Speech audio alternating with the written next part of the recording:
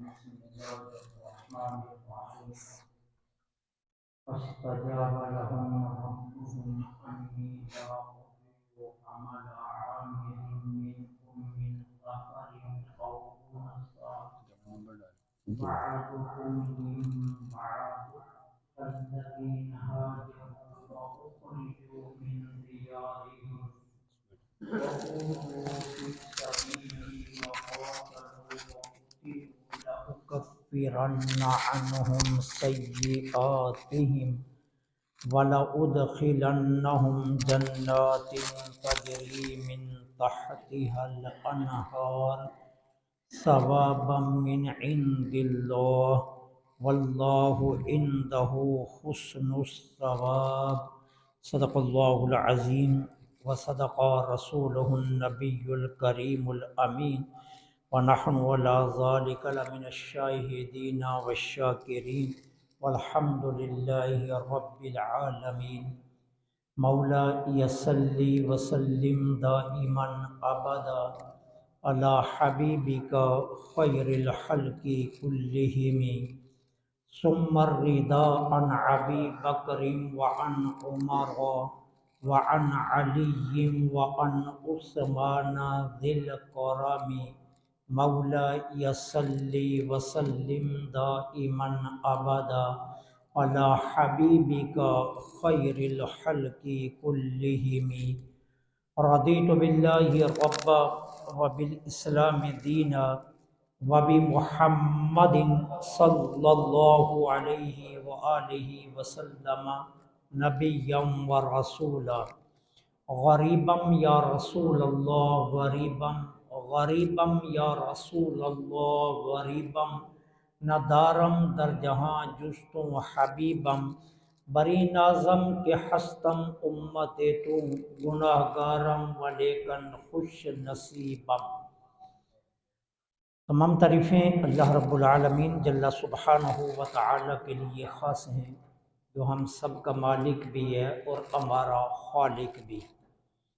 کائنات ارض و سما کے ہر ذرے کے بدلے میں تا قیام قیامت بغیر کسی وقفے کے بے حد و بے حساب و لا تعداد درود و سلام آقا نامدار مدنی تاجدار فخر دو عالم امام الانبیاء خاتم المرسلین سرکار مدینہ راحت قلب و سینہ صلی اللہ علیہ وآلہ وسلم کی ذات پاک پر، جن کے صدقے میں اللہ جل سبحانہ و تعالی نے ہمیں طرح طرح کی نعمتوں سے مالا مال فرمایا۔ انتہائی عزت کے لائق برادر عزیزم قبلہ شاہ صاحب، انتہائی محترم اور محتشم سامعین، آج کی یہ تقریب سعید تذکرہ صدیق اکبر رضی اللہ تعالی عنہ کے عنوان سے منعقد کی گئی ہے، جس میں اور آپ سبھی احباب یہاں بارگاہ صدیقی میں خراج عقیدت پیش کرنے کے لیے حاضر ہیں۔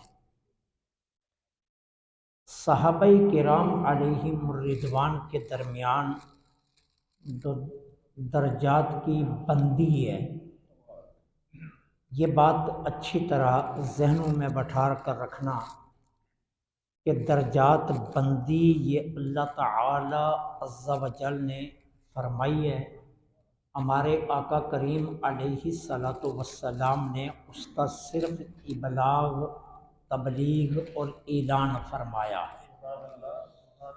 صحابہ میں افضل ہیں مہاجرین اور انصار، جو مکہ سے ہجرت کر کے گئے، اپنا گھر بار چھوڑا، اپنا سب کچھ رائے خدا میں قربان کیا، اور مدینہ طیبہ میں جنہوں نے مکہ سے آنے والوں کو ویلکم کہا اور ان کے ساتھ اخوت کا رشتہ قائم کر کے اپنی ہر چیز میں نصف کا انہیں مالک بنایا، یہ صحابہ افضل ہیں۔ ان کے بعد پھر افضل ہیں وہ جنہوں نے حدیبیہ کے مقام پر میرے آقا کریم علیہ الصلوۃ والسلام کے دست مبارک پر بیعت کی۔ پھر افضل ہیں اہل بدر، اور پھر ان میں افضل ہیں خلفائے راشدین، اور خلفائے راشدین میں پھر افضل ترین ہیں سیدنا صدیق اکبر رضی اللہ تعالی عنہ۔ یہ جو صحابہ کے درمیان درجات بندی ہے، یہ اللہ رب العالمین کی جانب سے ہے، اور ہمارے آقا کریم علیہ الصلوۃ والسلام نے اس کا صرف ابلاغ فرمایا ہے، اعلان فرمایا۔ سیدنا صدیق اکبر رضی اللہ تعالی عنہ کی ذات وہ ذات ہے کہ جن کو بہت سے کمالات اور فضائل اللہ رب العالمین نے عالم ارواح میں ہی عطا فرما دیے تھے، اور پہلی آسمانی کتابوں میں جن کا تذکرہ اللہ نے فرما دیا تھا۔ حضرت ابوبکر صدیق رضی اللہ تعالی عنہ ظاہری عمر کے اعتبار سے میرے آقا سے 2.5 سال چھوٹے ہیں، 2 سال 6 ماہ چھوٹے۔ جس طرح وصال میں پیچھے ہیں، اسی طرح ولادت میں بھی پیچھے ہیں، اور جتنا فرق وصال میں ہے اتنا ہی فرق ولادت میں ہے۔ حضور کی ظاہری حیات طیبہ 63 برس ہے، حضرت ابوبکر صدیق کی بھی ظاہری زندگی 63 برس ہے۔ میرے آقا کا وصال شریفہ بھی 63 برس کی عمر میں ہے، اور حضرت ابوبکر صدیق کا وصال شریف بھی وہ 63 برس کی عمر میں ہے۔ ایک مرتبہ ابھی حضور نے اعلان نبوت نہیں فرمایا، اور میرے آقا کریم کی عمر مبارک 24 سال ہے، اور حضرت ابوبکر صدیق رضی اللہ تعالی عنہ 21.5 برس کی عمر میں ہے۔ سامان تجارت لے کر ایک تجارتی سفر کیا یمن کی جانب حضرت ابوبکر صدیق نے، اور ابھی مکہ میں ایسی کوئی ہلچل نہیں ہے کہ نبی منتظر تشریف لا چکے ہیں، ایسی کوئی خبر نہیں ہے، ایسا کوئی اعلان نہیں ہے، لیکن حضور کے ساتھ حضرت ابوبکر صدیق کی دوستی شروع ہو چکی ہے، تجارتی اعتبار سے، مزاج شناسی کے اعتبار سے، اور رمز شناسی کے اعتبار سے آپس میں دوستی کا تعلق قائم ہو چکا ہے۔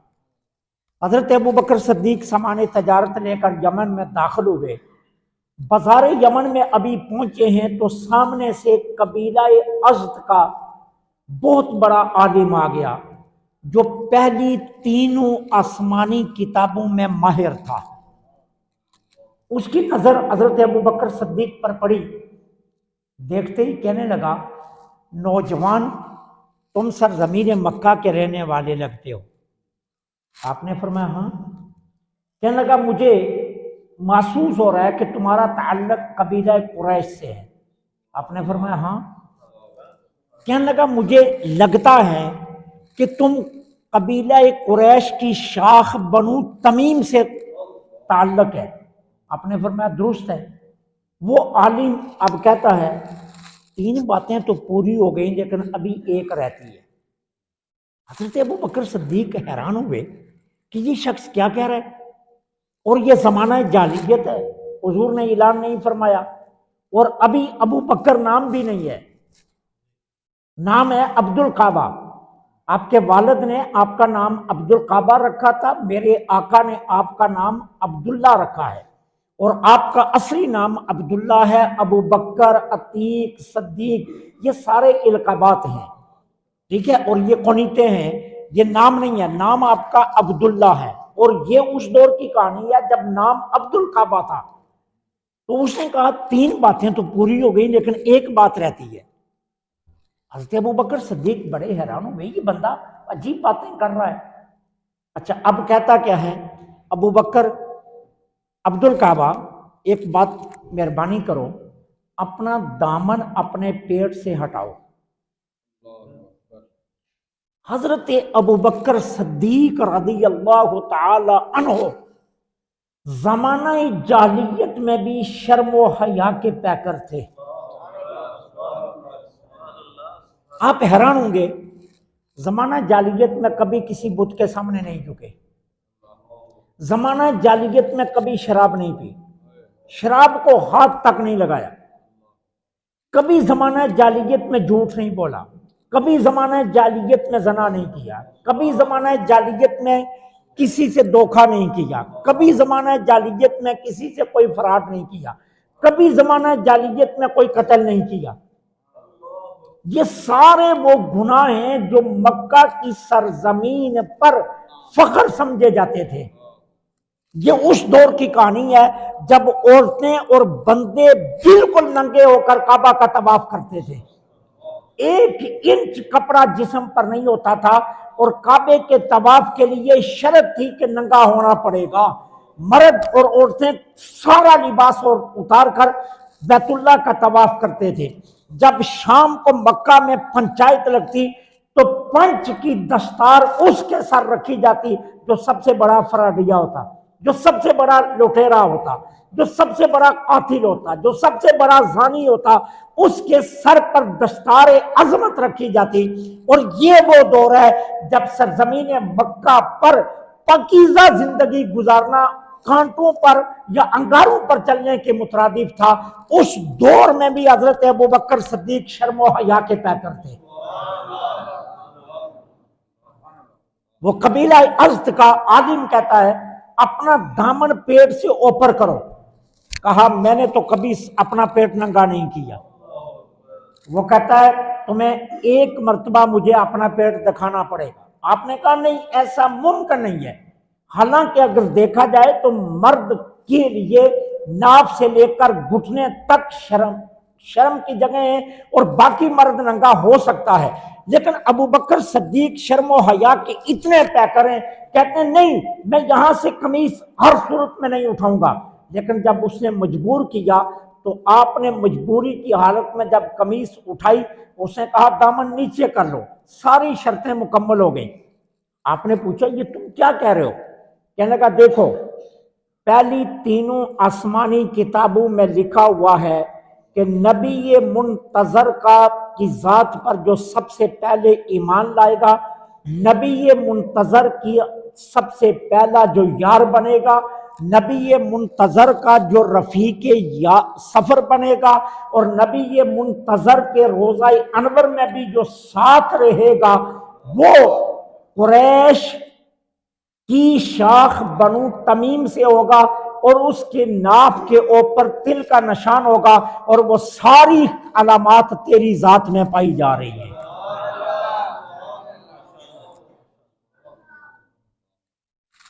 یمن سے لوٹ کر مکہ آئے، اب یقین کامل ہو گیا تھا کہ سرزمین مکہ پر اگر 2 ہستیاں ہیں جو پاک زندگی گزار رہی ہیں، ایک حضرت عبداللہ کے شہزادے ہیں جن کو دنیا محمد صلی اللہ علیہ وسلم کے نام سے جانتی ہے، اور ایک ابو قحافہ کا بیٹا عبد القعبہ ہے۔ اب یقین ہو گیا کہ نبی منتظر یہی ہے، اور اس وقت ہی جب میرے آقا ابھی 24 سال کے تھے، حضرت ابوبکر صدیق کے دل میں حضور کی ذات پر ایمان آ چکا تھا۔ سیرت حلبیہ اٹھا کر دیکھ لیجئے، خصائص کبریٰ پڑھ کر دیکھ لیجئے، ابن کثیر کو دیکھ لیجئے، تمام نے لکھا ہے کہ حضرت ابوبکر صدیق ابھی صرف 21.5 برس کے تھے جب ایمان دل میں داخل ہو چکا تھا، انتظار میں تھے حضور کب اعلان کرے اور میں سب سے پہلے پہنچ کر کلمہ پڑھ لوں۔ اور پھر وہی ہوا کہ جب میرے آقا کریم نے اعلان فرمایا تو حضرت ابوبکر صدیق نے آ کر یہ نہیں پوچھا آپ کے نبی ہونے کی نشانی، نبی منتظر ہونے کی علامت، کوئی معجزہ کا مطالبہ نہیں کیا. میرے آقا نے برسر منبر اعلان کیا میں نے جس کو دعوت ایمان دی ہر کسی نے مجھ سے دلیل مانگی، ابو بکر واحد ہے جس نے بغیر دلیل کے میرے اوپر ایمان کو قبول کیا.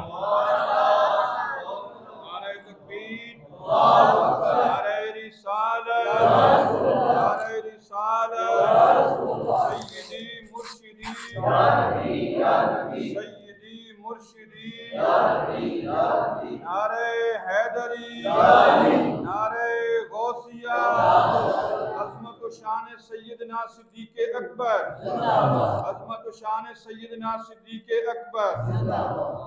اور پھر ایمان قبول کرنے کے بعد پھر کائنات میں حضرت صدیق اکبر رضی اللہ تعالی عنہ کے سامنے سوائے حضور کی ذات کے اور کوئی نہیں تھا. پھر ساری زندگی آقا کریم کے نام لگا دی، ساری زندگی حضور پر قربان کر دی. پھر حضرت ابو بکر صدیق میرے آقا کے ساتھ اس طرح وابستہ ہوئے کہ پھر دنیا کی کوئی طاقت ابو بکر کو رسول اللہ سے جدا نہیں کر سکی. مال کی باری آئی تو مال قربان کر دیا، گھر بار کی باری آئی تو گھر بار قربان کر دیا. کوئی چیز ایسی نہیں چھوڑی جیسے حضور کی ذات پر قربان کرنے میں درے کیا. اس طرح نبی کریم صلی اللہ علیہ وسلم کی ذات کے ساتھ اپنی وابستگی کی ہے سیدنا صدیق اکبر رضی اللہ. پھر دیکھیے تمام صحابہ کرام میں حضرت ابو بکر صدیق کی ذات واحد ذات ہے جنہیں جسمانی طور پر فنا فی رسول ہونے کا اعزاز ملا ہے. روحانی طور پر تو اور بھی ہیں، روحانی طور پر تو اور بھی صحابہ ہیں جنہیں فنا فی رسول ہونے کا اعزاز ملا، لیکن تمام صحابہ میں جسمانی طور پر اگر فنا فی رسول ہونے کا اعزاز ملا ہے تو سوائے صدیق اکبر کے کسی اور کے پاس یہ اعزاز نہیں ہے. اب اس حقیقت کو یوں سمجھ لیجئے، سلسلہ عالیہ نقشبندیہ جو بر صغیر پاک و ہند میں پھیلا، اس کے پیچھے ہاتھ ہے حضرت امام ربانی مجدد الفسانی شیخ احمد سرہندی فاروقی رضی اللہ عنہ. شیخ احمد سرہندی فاروقی کے جو شیخ ہیں وہ ہیں حضرت خواجہ باقی باللہ. اچھا، حضرت خواجہ باقی باللہ کی درگاہ پر ایک مرتبہ کچھ مہمان آگئے.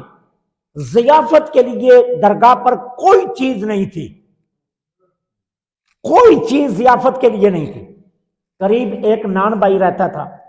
آپ نے نان بھائی کو پیغام بھیجا کہ میرے گھر معزز مہمان آئے ہیں، اگر تم ادھار میرے مہمانوں کو کھانا دے دو تو چند دنوں کے بعد میں قیمت ادا کر دوں گا. نان بھائی نے بہت لذیذ کھانا بنایا اور حضرت خواجہ باقی باللہ کے معزز مہمانوں کے لیے بھیج دیا. مہمانوں نے کھانا تناول کیا، بڑی تعریف کی درگاہ کے کھانے کی. حضرت باقی باللہ بڑے خوش ہوئے. چند دن گزرے، نان بھائی کے پاس آ گئے، بھائی اپنے کھانے کی قیمت بتاؤ. اس نے کہا جی کھانے کی کوئی قیمت نہیں ہے، میں آپ سے قیمت نہیں لینا چاہتا، لیکن اس کے بدلے میں میرا ایک اور مطالبہ ہے. آپ نے پوچھا تمہارا کیا مطالبہ ہے؟ اس نے کہا جی قیمت کھانے کی یہ ہے کہ مجھے باقی باللہ بنا دیا جائے. آپ نے اسے فرمایا دیکھو تم باقی باللہ نہیں بن سکتے، باقی باللہ تو ایک ہے. اوراد لے لو، وظائف لے لو، منزلیں لے لو، سلوک کے کوئی راستے لے لو. وہ ضد پر اڑ گیا، کہنے لگا نہیں میں نے تو باقی باللہ بننا ہے. حضرت خواجہ باقی باللہ اسے پکڑا، اپنے حجرے میں لے آئے، اس پر اپنا عکس ڈالا اور جب دروازہ کھولا دروازے میں دونوں اگٹھے کھڑے ہوئے. درگاہ کا کوئی بندہ جان نہیں رہا تھا کہ اصل باقی باللہ کون ہے اور نان بھائی کون ہے. شکل و صورت ہر ایک چیز این باقی باللہ بن چکی ہوئی تھی، لیکن اس کے پاس ظرف نہیں تھا، اس کے پاس یہ منزل سہنے کی ہمت نہیں تھی. وہ چند دن زندہ رہا اور اس کے بعد وہ وصال کر گیا. اب میرے آقا نے ہجرت فرمائی. غار سور میں 3 دن اور 3 راتیں حضرت ابو بکر صدیق کو تنہائی میں نصیب ہوئے. حضور کے چہرے سے اٹھنے والی تمام کرنیں ابو بکر صدیق کے چہرے پر بغیر کسی حجاب کے پڑتی رہی۔ جب یہ مقدس مسافر مدینہ کی سرحد پر پہنچے، مدینہ طیبہ سے جتنے لوگ بار سرحد پر استقبال کے لیے آئے ہوئے تھے، ان کے لیے پہچاننا مشکل ہو گیا کہ ان میں ابو بکر کون ہے اور محمد رسول اللہ کون ہے۔ اب نتیجہ کیا نکلا کہ کچھ مدینے والے ابو بکر صدیق کی طرف بھاگے، کچھ حضور کی طرف بھاگے، کوئی انہیں محمد رسول اللہ سمجھ رہے اور کوئی حضور کو محمد رسول اللہ سمجھ رہے۔ ابو بکر صدیق فوراً سمجھ گئے کہ حضور کے جلووں نے مجھے فنافیت جسمانی کے اس منزل پر پہنچا دیا ہے کہ اب مثل بن چکا ہوں، اس لیے فوراً اپنی چادر اتاری اور حضور پر سائباں کر کے بتا دیا، مدینے والوں ذرا خیال رکھنا، رسول اللہ یہ ہے، یہ تو غلام کی حیثیت سے ساتھ آیا ہے۔ یہ جسمانی فنافیت سوائے صدیق اکبر رضی اللہ تعالیٰ عنہ کے کسی اور کے نصیبوں میں نہیں آئی۔ یہ کمال اللہ نے حضرت ابو بکر صدیق کو عطا کی۔ پھر دیکھیے میرے آقا کریم علیہ الصلوۃ والسلام اپنی ظاہری حیات طیبہ میں ہی حضرت ابو بکر صدیق رضی اللہ تعالیٰ عنہ کی خلافت کی طرف اشارے دے گئے۔ اب چند ایک باتیں عرض کرتا ہوں۔ میرے آقا تشریف فرمایا مسجد نبوی میں، ایک بڑھیا آئی، اس نے ایک سوال کیا میرے آقا سے۔ میرے آقا نے فرمایا تم 3 دن کے بعد آنا، تمہیں جواب ملے گا۔ بڑھیا بڑی زیرک تھی، بڑی عقل مند تھی، اٹھنے سے پہلے کہنے لگی اگر میں 3 دن کے بعد آؤں آپ نہ ہوں تو میں جواب کس سے لوں؟ آپ نے تو 3 دن کا وعدہ فرما لیا، اگر 3 دن کے بعد میں آتی ہوں لیکن میرے آنے سے پہلے اللہ آپ کو واپس بلا لیتا ہے تو پھر میں جواب کس سے لوں؟ تو وہ اس محفل میں عمر بن خطاب بھی بیٹھے ہوئے تھے، اس محفل میں عثمان بن عفان بھی بیٹھے ہوئے تھے، اس محفل میں علی المرتضیٰ رضی اللہ تعالی عنہ بھی بیٹھے ہوئے تھے، لیکن میرے آقا نے کیا فرمایا؟ اما اگر 3 دن کے بعد آؤ میں نہ ملوں تو جواب ابو بکر سے لے لینا۔ یہ اشارہ تھا کہ میرے بعد، یہ اشارہ تھا کہ میرے بعد میرے اقوال کا ذمہ دار ابو بکر ہوگا، یہ اشارہ تھا۔ پھر ایک آدمی دیہات میں رہتے تھے، دیہاتی تھے، وہ لوہا گری کا کام کرتے تھے، اس نے تلواریں بنائی 5 اور 5 تلواریں بنا کر شہر مدینہ میں فروخت کرنے کے لیے آ گئے۔ 2 بازار میں بک گئی، 3 بچ گئی۔ وہ 3 تلواریں لے کر حضور کی بارگاہ میں مسجد نبوی میں حاضر ہو گئے۔ حضور میں لوہا گری کا کام کرتا ہوں، 5 تلواریں بنائی تھی، بازار لایا تھا، 2 بک گئی ہیں، 3 باقی ہیں۔ میرے آقا نے فرمایا ان کی قیمت، انہوں نے کہا جی 3 درہم کی 1 تلوار ہے۔ حضور نے 9 درہم پر 3 تلواریں خرید لی، لیکن سرکار نے فرمایا ان کی قیمت تمہیں میں 15 دن کے بعد دوں گا۔ ادھار 15 دن کا کیا گیا، 15 دن کے بعد تم آنا اور آ کر اپنی تلواروں کے پیسے لے جانا۔ یہ صاحب اٹھ کر واپس چلے، مسجد نبوی سے باہر نکلے تو ان کی ملاقات سیدنا علی المرتضیٰ رضی اللہ تعالی عنہ سے ہو گئی۔ حضرت علی نے پوچھا بھائی تم تلواروں کا کام کرتے ہو تو تمہاری تلواریں بک گئی؟ انہوں نے کہا 2 تو بازار میں بک گئی تھی، 3 رسول اللہ صلی اللہ علیہ وسلم نے لے لی ہیں۔ اچھا کتنے میں بیچی؟ جی 9 درہموں میں بیچی ہیں۔ تو پیسے؟ کہا جی پیسے حضور نے 15 دن کے بعد کا وعدہ فرمایا کہ 15 دن کے بعد دیے جائیں گے۔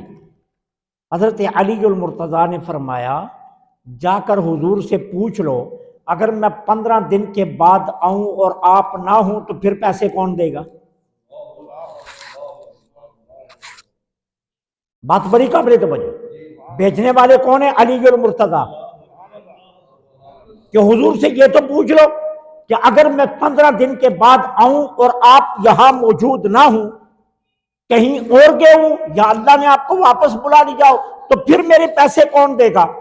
اب وہ لوٹ کر آ گئے، دیہاتی لوہا گر جو تھے، انہوں نے آ کر عرض کی حضور آپ نے 15 دن کا وعدہ فرمایا، میں نے آپ کے وعدے پر یقین کر لیا، لیکن میرا سوال یہ ہے کہ اگر میں 15 دن کے بعد آؤں اور آپ موجود نہ ہوں تو پھر یہ ارشاد فرما دیجئے یہ قرض کون ادا کرے گا؟ تو میرے آقا نے فرمایا میرے قرضوں کا ذمہ دار ابو بکر ہے، اگر میں نہ ملوں تو ابو بکر سے اپنے پیسے لے لینا، صدیق اکبر سے اپنے پیسے لے لینا۔ معلوم یہ ہوا کہ نبی کریم صلی اللہ علیہ وسلم اپنی ظاہری حیات طیبہ میں حضرت ابو بکر صدیق کی خلافت کی طرف اشارات دے رہے تھے۔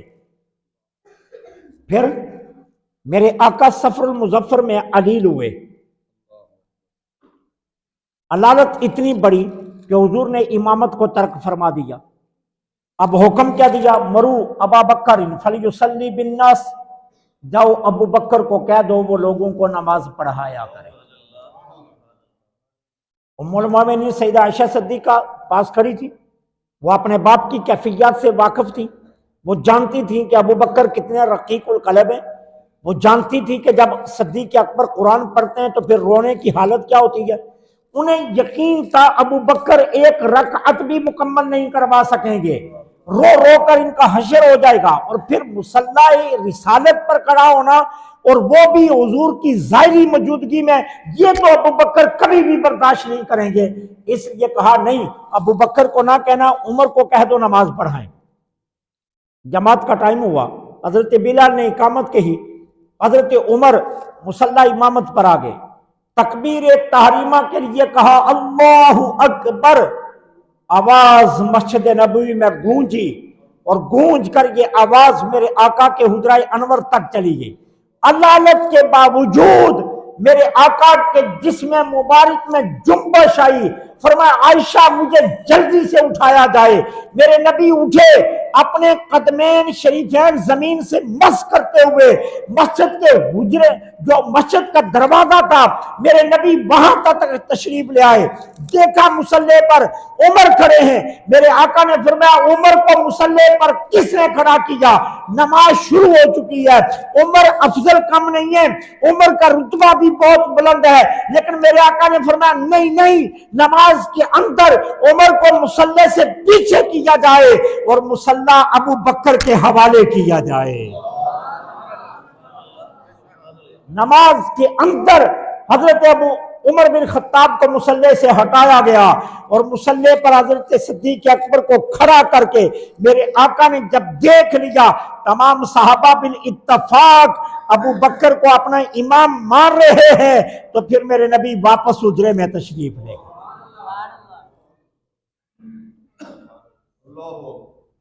اسی لیے جب حضور کے وصال کے بعد سقیفہ بنی ساعدہ میں صحابہ جمع ہوئے اور فیصلہ ہونے لگا خلافت کا کہ حضور کے بعد اب خلیفہ کون ہوگا، تو صحابہ کرام نے حضرت ابو بکر صدیق رضی اللہ تعالی عنہ کے نام پر اتفاق کیا کہ ابو بکر صدیق ہی خلیفہ بلا فصل ہوں گے۔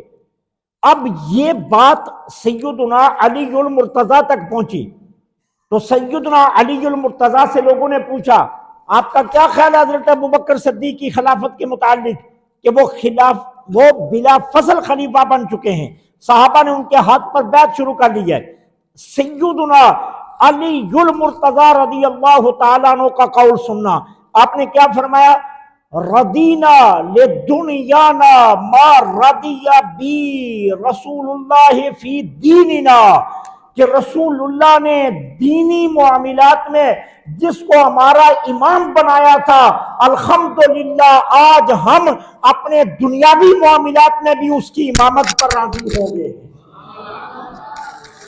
یہ سیدنا علی المرتضیٰ نے اعلان کیا کہ ہم راضی ہیں اس ذات پر کہ جس کو رسول اللہ نے دینی معاملات میں ہمارا امام بنایا تھا، ہم اس کے دنیاوی معاملات کی امامت پر راضی ہو گئے ہیں۔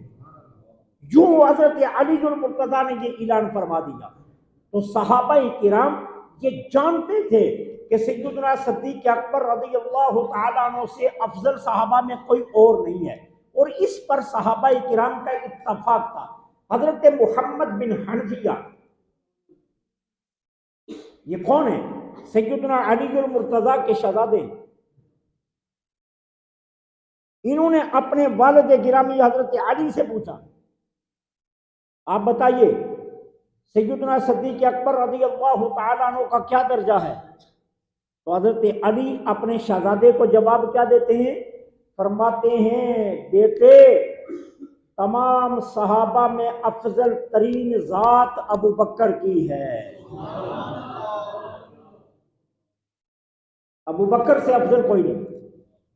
یہ صحابہ کا ایمان ہے،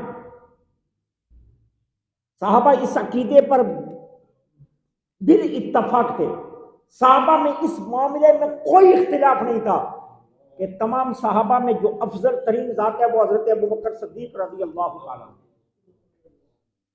اور پھر دیکھیے جو حدیث حضرت ابو بکر صدیق کی عظمت کو سب سے زیادہ بیان کرتی ہے اس کے راوی علی المرتضیٰ ہیں۔ عن علی قال قال رسول اللہ صلی اللہ علیہ وسلم رحم اللہ ابا بکر زوجنی ابنتہ وحملنی الی دار الہجرہ واتق بلالا من مالہ او کما قال علیہ السلام۔ سیدنا علی المرتضیٰ اس حدیث کے راوی ہیں، میرے آقا نے فرمایا اللہ ابو بکر پر رحم فرمائے، اللہ ابو بکر پر رحم فرمائے۔ اب دیکھیے حضور کے دعائیں کیوں دے رہے ہیں؟ سرکار فرماتے ہیں اس کا پہلا احسان زوجنی ابنتہ، اس نے اپنی بیٹی میرے نکاح میں دی ہے، اس نے اپنی بیٹی میرے نکاح میں دی ہے، ابو بکر پر اللہ رحم فرمائے۔ وحملنی الی دار الہجرہ، اور ہجرت کے سفر میں مجھے اپنے کاندھوں پر اٹھا کر سفر ہجرت کروایا ہے، اللہ ابو بکر پر رحم فرمائے۔ واتق بلالا من مالہ، اور مجھے خوش کرنے کے لیے ضرورت سے زائد پیسے دے کر بلال کو آزاد کیا۔ یہ ابو بکر کے میرے اوپر وہ احسانات ہیں کہ جن کی وجہ سے رسول اللہ فرماتے ہیں میں دعا کرتا ہوں کہ اللہ ابو بکر پر رحم فرمائے، کہ یہ اس کے احسانات ہیں میرے اوپر۔ اور پھر دیکھیے میرے آقا کریم علیہ الصلوۃ والسلام نے اپنی ظاہری حیات طیبہ میں 2 بڑے سفر کیے، چھوٹے سفر تو میرے آقا نے اور کئی کیے، لیکن لمبے اور بڑے 2 سفر میرے آقا نے کیے، ایک سفر معراج ہے اور ایک سفر ہجرت ہے۔ یہ 2 بڑے سفر ہیں لمبے جو میرے آقا نے کیے۔ اب سفر معراج میں حضور کا ساتھی رب نے کس کو چنا؟ جبریل امین علیہ السلام۔ کون ہے وہ؟ جو فرشتوں کا سردار ہے، جو ملکوتیوں میں سب سے افضل ہے، جو ملکوتیوں میں سب سے برتر اور بلند ہے۔ اللہ نے عالم بالا کے سفر کے لیے حضور کا ساتھی جبرائیل کو چنا، کیونکہ میرے آقا عالم بالا کی طرف جا رہے تھے، اور عالم بالا کے لیے اللہ نے اس کو چنا جو سب سے افضل تھا عالم بالا میں۔ اب حضور نے سفر ہجرت کیا تو اللہ نے سفر ہجرت کے لیے حضور کا ساتھی کس کو چنا؟ ابو بکر صدیق کو، یہ بتانے کے لیے کہ محبوب عالم بالا کی طرف گئے ہیں تو عالم بالا میں جو سب سے افضل تھا وہ ہم نے ساتھی بنا دیا۔ اب زمین کا سفر ہے تو زمین میں نبیوں کے بعد جو سب سے افضل ہے اسے ہم آپ کا ساتھی بنا رہے ہیں، اور وہ کون ہے؟ وہ ابو بکر صدیق رضی اللہ تعالی۔ اس لیے سفر ہجرت میں اللہ نے حضرت ابو بکر صدیق کو حضور کا ساتھی چنا۔ یہ افضل ترین ہیں، ان سے افضل کوئی نہیں۔ اور پھر دیکھیے سیدنا علی المرتضیٰ رضی اللہ تعالی عنہ قسم اٹھا کر کہتے ہیں، حدیث کے الفاظ ہیں عن علی یحلف انزل اللہ تعالی اسم ابی بکر من السماء صدیقا۔ علی المرتضیٰ فرماتے ہیں مجھے اللہ کی قسم ابو بکر کا نام صدیق آسمانوں سے آیا ہے۔ حضور نے صدیق نہیں رکھا، حضور نے صدیق نام نہیں رکھا، کسی مدینے کے باسی نے نہیں رکھا، کسی مکہ کے باشندے نے نہیں رکھا۔ ابو بکر صدیق کو صدیق کا لقب، صدیق نام یہ اللہ نے دیا ہے۔ اور علی المرتضیٰ قسم اٹھا کر کہتے ہیں یحلبو انزل اللہ تعالی اسم ابی بکر صدیق من السماء۔ علی کہتے ہیں مجھے اللہ کی قسم ابو بکر کا نام آسمانوں سے صدیق آیا ہے۔ اب مجھے بتائیے جس کو رب صدیق کہے، جس کا نام رب آسمانوں سے صدیق بھیجے، پھر اس سے افضل نبیوں کے بعد کون ہو سکتا؟ کوئی اور نہیں ہو سکتا۔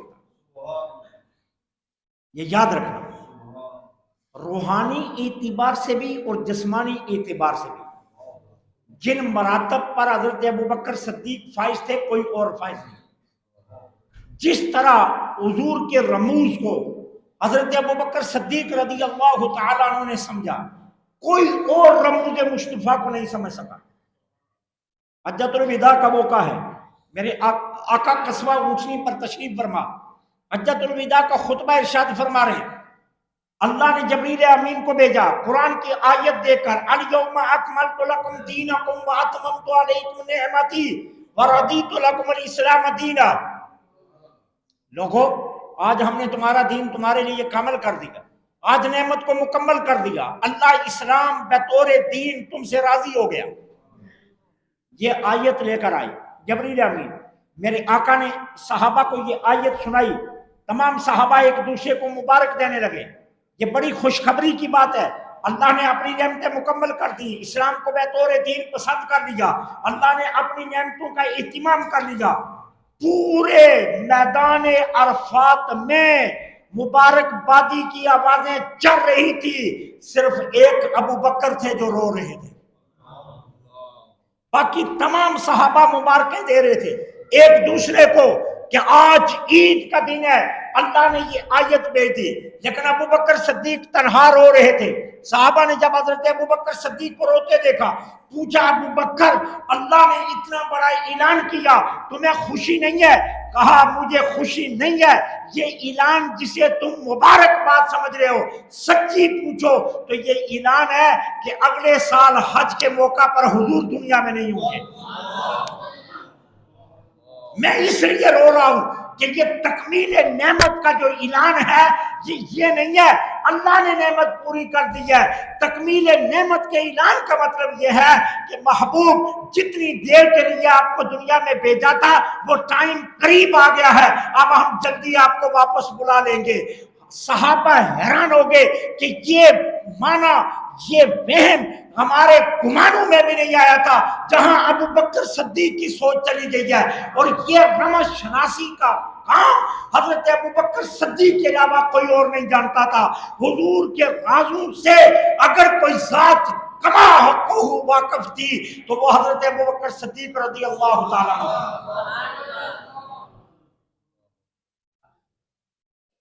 مجھے حضرت ابو بکر صدیق سے بے پناہ محبت ہے، قبلہ شاہ صاحب کو بے پناہ محبت ہے، لیکن میں منبر پر بیٹھ کر کہتا ہوں مجھے آج کوئی کہہ دے ابو بکر صدیق کے نام پر اپنا گھر لٹا دو، میں نہیں لٹاؤں گا۔ جھوٹ بولنے کی ضرورت نہیں ہے، میں نہیں لٹاؤں گا۔ شاہ صاحب قبلہ سے عرض کر دیا جائے نہیں لٹائیں گے، علامہ صاحب سے کہا جائے نہیں لٹائیں گے، حاجی صاحب سے کہا جائے نہیں لٹائیں گے، کوئی ایسا کام نہیں کر سکتا۔ یہ صرف حضرت ابو بکر صدیق ہیں جنہوں نے رسول اللہ نے چندہ مانگا تو اپنا سب کچھ لٹا دیا۔ امام راضی نے جو نقطہ لکھا وہ سن لیجئے۔ امام راضی کہتے ہیں جب جھاڑو دیا جاتا ہے نا، جھاڑو دے کر لوگ جھاڑو سے جو چیزیں اکٹھی کرتے ہیں نا وہ اٹھا کر لے کر جاتے ہیں، جھاڑو کوئی نہیں لے کر جاتا۔ ابو بکر صدیق اس ذات کا نام ہے کہ جب حضور نے غزوہ تبوک پر مال مانگا، اپنے گھر کو جھاڑو دیا، اپنا مال اکٹھا کیا، وہ گٹھری میں باندھا، اور جب جانے لگے جھاڑو بھی ساتھ لے گئے کہ یہ بھی رسول اللہ کو ضرورت پڑ سکتی ہے۔ جھاڑو بھی نہیں چھوڑا، امام راضی نے لکھا ہے جھاڑو بھی نہیں چھوڑا، جھاڑو بھی ساتھ لے گئے کہ یہ بھی نہیں ہوگی۔ اور پھر اس کے بعد میرے آقا نے پوچھا ابو بکر گھر کیا چھوڑ کر آئے ہو؟ تو عرض کیا کرتے ہیں اللہ اور اس کا رسول۔ اللہ اور اس کا رسول چھوڑ کر آئے، اور کچھ نہیں چھوڑا، اللہ اور اس کا رسول۔ تو آج کا مسلمان ہوتا کہتا اللہ تو عرش پر ہے، رسول تو تیرے سامنے ابو بکر بیٹھے ہیں، تو کہتا ہے میں اپنے گھر میں چھوڑ کر آیا۔ لیکن ابو بکر صدیق نے اپنا عقیدہ بتایا، نہیں نہیں، رسول اللہ جہاں بھی بیٹھے ہوں تمہارا دل اس قابل ہونا چاہیے کہ رسول اللہ اس میں بس سکے، پھر جہاں بھی تم رہو حضور وہیں ہے۔ یہ عقیدہ حضرت ابو بکر صدیق نے سمجھایا۔ یہ سیدنا صدیق اکبر رضی اللہ تعالیٰ اپنا سب کچھ حضور کے نام پر قربان کر، سرکار نے مانگا تو سب کچھ دے دیا، اور پرواہ نہیں کی کہ مجھے کس کی، خیال یہ تھا کہ حضور کو کس چیز کی ضرورت ہے، آقا کریم کس چیز کا سوال کر رہے ہیں۔ اور یہ شان حضرت ابوبکر صدیق کے علاوہ کسی اور کے نصیبوں میں نہیں، یہ مقام حضرت ابوبکر صدیق کے علاوہ کسی اور کے نصیبوں میں نہیں آ سکتا، یہ شان حضرت ابوبکر صدیق کے۔ پھر دیکھیے وصال جب ہوا تو کیا کہتے ہیں، کہتے ہیں میری تجہیز و تکفین کرنے کے بعد، جب مجھے غسل دے دو، مجھے کفن پہنا دو، اس کے بعد میری نماز جنازہ پڑھ لو تو لے جانا حضور کے روضہ انور کے سامنے، اور جا کر عرض کیا کرنا، حضور آپ کا یار آیا، حضور آپ کا یار آیا، یہ عرض کرنا۔ اب عقیدہ سنیے کیا کہتے ہیں، اگر حضور کے روضہ انور سے میری طلبی ہو جائے تو مجھے حضور کے روضہ انور میں دفنا دینا، نہیں تو جنت البقیع میں لے جانا۔ اب جب تجہیز اور تکفین ہو گئی تو آپ کے جسم مبارک کو لایا گیا، دروازے کے سامنے کون آئے، علی المرتضیٰ رضی اللہ تعالیٰ عنہ، اور عرض کس نے کیا، سیدنا علی المرتضیٰ نے، حضور آپ کا ابو بکر آیا ہے، حضور آپ کا ابو بکر آیا ہے۔ خصائص الکبریٰ میں پڑھ کر دیکھ لیجئے نا، حضور آپ کا ابو بکر آیا ہے، یہ علی المرتضیٰ عرض کر رہے ہیں حضور آپ کا ابو بکر آیا ہے۔ دروازہ کھلا اور اندر سے آواز کیا آئی، اوصل الحبیب الی الحبیب، یار کو یار سے ملا دو،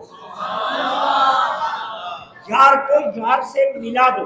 اوصل کا لفظ ہے، ادخل کا لفظ نہیں ہے، تمام محدثین نے اوصل کا لفظ لکھا ہے، یار کو یار سے ملا دو۔ معلوم یہ ہوا کہ آقا کریم حضرت ابوبکر صدیق کے انتظار میں تھے کہ یار آئے تو یار سے ملاقات ہو جائے، تو اوصل الحبیب الی الحبیب، یار کو یار سے ملا دو۔ یہ شان حضرت ابوبکر صدیق کے نصیبوں میں ہے، کسی اور کے نصیبوں میں نہیں ہے، کسی اور کے نصیبوں میں نہیں ہے۔ اور پھر مال قربان کیا، جان قربان کی، ساتھ دیا، اور ساتھ اس انداز سے دیا کہ میرے آقا کو بھی فخر تھا ابوبکر کی صحابیت پر۔ میرے آقا نے فرمایا کسی نے اپنے مال اور اپنی صحبت سے مجھے اتنا خوش نہیں کیا جتنا ابو بکر نے اپنے مال اور اپنی صحبت سے مجھے خوش کیا۔ آج ہماری بیٹی کسی کے گھر میں ہو اور ہم اپنے داماد کے گھر جائیں اور ہماری بیٹی چیخ رہی ہو تو ہم داماد کو پوچھیں گے نا کہ تو نے ہماری بچی کو کیا تکلیف پہنچائی ہے، ہماری بیٹی کیوں چیخ رہی ہے، اور ہم سارے قصور داماد کے نکالیں گے۔ حضرت ابوبکر صدیق تشریف لائے، حضور کے کاشانہ اقدس دروازے پر دستک دی، اندر داخل ہوئے تو ام المومنین سیدہ عائشہ صدیقہ کی آواز بلند ہو رہی تھی، وہ کسی بات پر آقا کریم سے گفتگو کر رہی تھی، لیکن حضور سے حضرت عائشہ کی آواز بلند ہو رہی تھی۔ حدیث کے الفاظ ہیں، یہاں سے بیٹی کو پکڑا اور پکڑ کر یہاں سے گردن دبا کر زمین سے اوپر کر لیا اور کہا خبردار عائشہ، آج کے بعد اگر رسول اللہ سے تیری آواز اونچی ہوئی میں یہ نہیں دیکھوں گا تو میری بیٹی ہے، میں رسول اللہ کے گھر تیری جان لے لوں گا۔ تیری جرت کہ تو آقا کریم سے اپنی آواز اونچی کرے۔ حضرت ابوبکر صدیق نے جب چھوڑا حضرت عائشہ صدیقہ کو تو نیچے بیٹھی، اور پھر جب ابوبکر صدیق اٹھ کر چلے گئے تو عرض کیا کرتی ہیں، یا رسول اللہ آپ کو مجھ پر ترس نہیں آیا، آپ نے مجھے چھڑانے کی کوشش نہیں کی، اللہ کی عزت کی قسم اگر اگر آج میرے باپ کے دل میں رحم نہ آتا وہ میری جان لے لیتا. تو میرے آقا نے جواباً کیا کہا؟ عائشہ کہانی چھڑانے کی نہیں تھی، ابو بکر کا مقام ہی یہی ہے عشق میں کہ وہ نہیں چاہتا کہ میری آواز سے کسی اور کی آواز اونچی ہو جائے. یہ درجہ سیدنا صدیق اکبر کو حاصل. کوئی اور کر سکتا ہے ایسا؟ کسی میں جرت ہے کوئی ایسا کر کے دکھائے؟ کوئی نہیں کر سکتا. یہ ابو بکر صدیق تھے جنہوں نے کہا گو ابو بکر کی بیٹی ہے لیکن خبردار رسول اللہ سے آواز اونچی نہیں ہونی. یہ حضور کے مقام اور مرتبے کو حضرت ابو بکر صدیق رضی اللہ تعالیٰ عنہ جانتے. وہ پہچانتے تھے کہ حضور کا مقام کیا، مرتبہ کیا. یوں تو نہیں اللہ نے ابو بکر صدیق کو اتنی عزتیں دی، یوں تو نہیں اتنی عظمتیں ملی. ابو بکر صدیق نے بھی کمال کیا، حضور کے ساتھ محبت کے وہ داستانیں چھوڑی ہیں جس کا تصور بھی نہیں کیا جاتا. حضرت ابو بکر شبلی رحمت اللہ علیہ، یہ بغداد کے اولیاء میں سے ایک بہت بڑا نام ہے. ابو بکر شبلی وہ ہیں کہ جن کے متعلق کہتے ہیں کہ جب ایک مرتبہ بغداد کے اولیاء نے دیکھا حضور چاروں یاروں کے ساتھ کہیں جا رہے ہیں، خواب میں دیکھا، پوچھا حضور کہاں جا رہے ہو؟ تو سرکار دو عالم نے فرمایا ہم ابو بکر شبلی کو ملنے جا رہے ہیں. اور پھر انہوں نے دیکھا جب حضور پہنچے تو ابو بکر شبلی کھڑے ہوئے حضور کے استقبال کے لیے، تو آقا کریم نے آگے بڑھ کر ابو بکر شبلی کا ماتھا چوم لیا. یہ اولیاء بغداد نے دیکھا تو خواب تھا، لیکن جب بیدار ہوئے تو سب حضرت ابو بکر شبلی کی درگاہ پر آئے اور یہ دیکھنے کے لیے یہ خواب سچ ہے یا صرف خواب ہے. تو جب ان کے ماتھے کو دیکھا تو اس سے حضور کے لبوں کی خوشبو اب بھی آ رہی تھی. وہ خواب نہیں تھا، حقیقت تھا. حضرت ابو بکر شبلی کے پاس ایک شخص آیا، اس نے کہا ایک مسئلہ پوچھنا ہے. آپ نے فرمایا پوچھو مسئلہ. اس نے کہا جی نصاب زکوٰۃ کیا ہے؟ کتنے پیسوں پر زکوٰۃ جو ہے نا فرض ہوتی ہے؟ اور پھر مقدار زکوٰۃ کیا ہے؟ یہ بتائیے نصاب زکوٰۃ کیا ہے اور مقدار زکوٰۃ کیا ہے؟ تو آپ نے پوچھا شریعت کی زکوٰۃ پوچھنا چاہتا ہے یا عشق کی زکوٰۃ؟